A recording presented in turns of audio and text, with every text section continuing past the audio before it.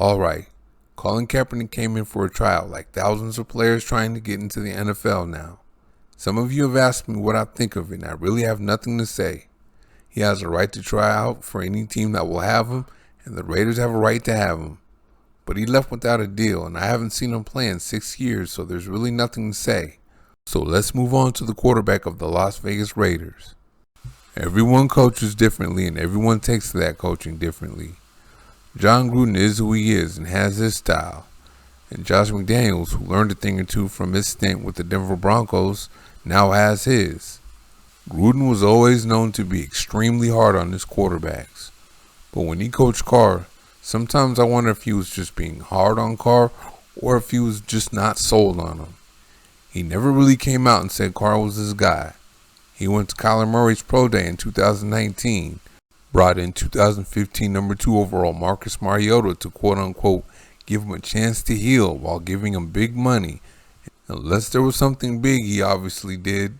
Trying to get Gruden to say something good about Carr or Carr is his guy was like trying to get blood out of a turnip. Perhaps that was something Gruden was trying to get him to really earn. But from the very beginning, new head coach Josh McDaniels has sounded like a guy that loves what he has at quarterback.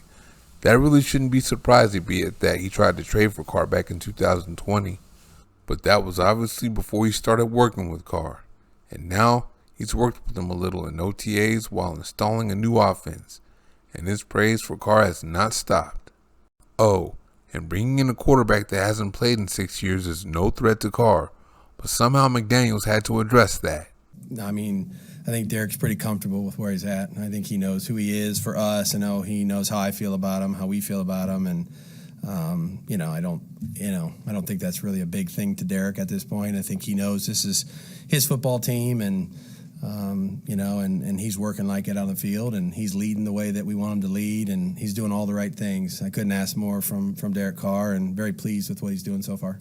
Then McDaniels was asked what it was like working with Carr, and here's what he had to say about it. Great. I really enjoy him in every way.